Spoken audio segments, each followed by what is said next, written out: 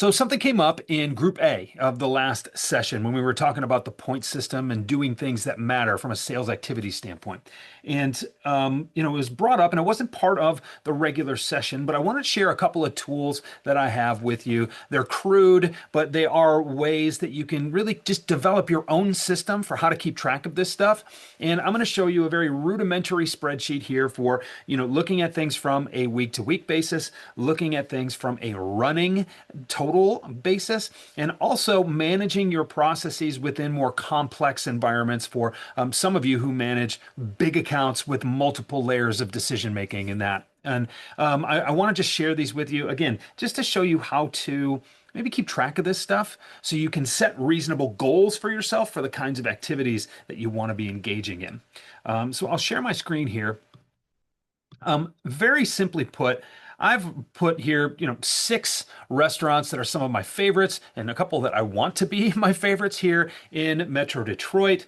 Toasted Oak and Lucy and the Wolf are very close to me. Selden Standard and Grey Ghost are downtown, and She Wolf and Mabel Gray are one's downtown, one's out in one of the other suburbs. I just haven't been able to get to these places yet, and they're very highly rated and regarded around here. So that's how I picked my restaurants, right? But if you look here, you'll see that I've stopped by each of them to drop off my business card, maybe a brochure. I've introduced myself. I've, walked in at a time when hopefully someone could see me, but really couldn't get much done other than introducing myself, right? Now, with these 4 at the top, I have scheduled appointments over time, right? With these 3 restaurants here, I've actually had meetings, and one of them has led to a next step.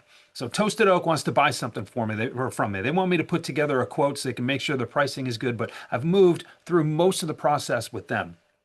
Now, here's what Doug brought up that I think is interesting, and that's why I think this approach is valuable. This tool is valuable. On my customer list, I have done my job. I've gotten in front of all of them. Well, I've done my best to put myself in front of all of them. I've gone to their location, introduced myself, left them a business card or something else, right? So I've done what I can do there. Now, if I noticed that there was a gap between the amount of X's I have in the 1 column and the amount of X's I have in the 2 column, I could pretty clearly see that I'm struggling getting the appointments.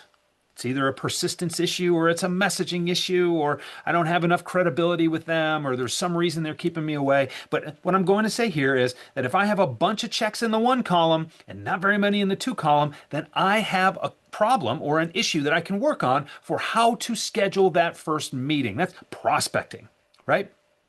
Now, if there was a gap between 2 and 3, I would suggest that I have a very high cancellation rate. I don't see this very often, but if you're scheduling a bunch of meetings but not having those meetings, then there's something wrong with the meetings themselves. They're either being scheduled because someone's trying to blow you off politely, or they're canceling because someone's schedule is really, random, and you can't, nail them down to actually hold up, their end of the bargain.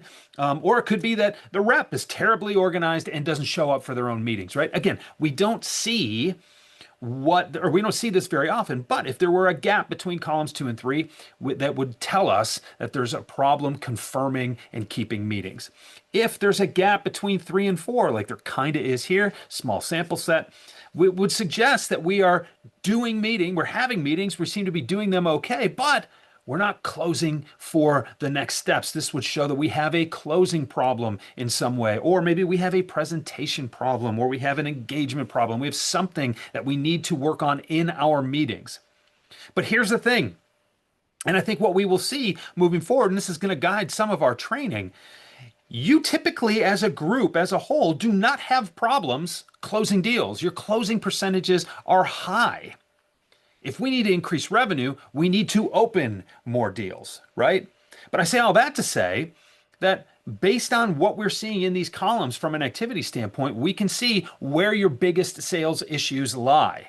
And so it's a very valid, very important piece of data to have, especially if you want to make more money, bring in more revenue for the company, grow, expand, etc., right? Or replicate scale is the word I was looking for.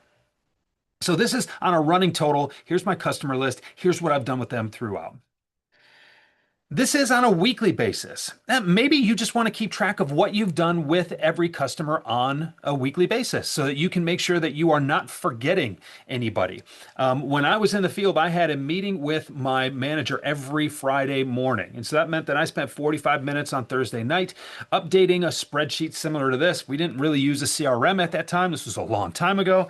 And I had to go back and basically update him on everything I'd done with all the deals that I was trying to advance forward. This was valuable because once every 6 weeks or so, I would realize that through the course of my week, I forgot something. I forgot someone. And so this was a valuable tool to make sure that I stayed accountable to the things that I was working on. And look, everybody drops the ball at some point. Hopefully, it's not a big one when you do. But this becomes a weekly scorecard of how many points I've scored throughout that week. And now I can make sure that I'm hitting my goals, that I have a finger on what my averages are for that week, etc. And what this would look like is, okay, Toasted Oak, I didn't stop by for the first time this week, so I don't get an X there. But I had a meeting either scheduled in the past, or maybe I just walked in and scheduled a meeting with them, or I'm sorry, didn't schedule a meeting, but had a meeting with them because they could see me. And hey, they went on to buy. Great. With Lucy and the Wolf, I stopped in and scheduled an appointment. Same thing with Gray Ghost. Great. Those appointments didn't happen this week. They're going to happen in the future. So from a weekly point total standpoint, they don't count here, but I can see what I did accomplish. Same thing, Selden Standard and She-Wolf. I've known those restaurants for a long time. I had meetings with them. They didn't really go anywhere, though. So I'm curious why they didn't go anywhere. I can reflect back on what I could have done better, or maybe where I fell short. This helps me, giving me a little bit of context for what I did this week, but primarily I'm using this for making sure I'm hitting my point totals for the week. The last thing I want to share with you is this last sheet here.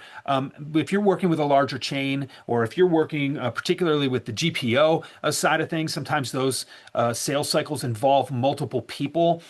This is where you can track where you are with each of those people. So here with Firehouse Subs, for instance, I've met with the district manager. They're great. They want to move me forward. I've introduced myself to the regional manager, have a meeting with her coming up. And in the meantime, I also reached out to introduce myself to the senior VP, even though I don't have time on her calendar just yet, right, to get in and do what I'm doing, or do what I need to do rather. But I'm moving through the process with multiple people in parallel. And then something similar down here with Yum Brands, just because I wanted to have another example for you. So my hope is that this clarifies how we account for some of these things. You can use one of these, you can use all of these, you can use none of these, but these are some of the tools that I've used in the past to help me keep track of whether or not I'm getting my job done and focusing on the really important stuff, because it's very easy to get carried away with stuff that feels urgent, or sometimes that it is urgent, but isn't going to move the needle. And we need to keep track of just that stuff, because that's where our success comes from. Thanks again, and I will see you soon.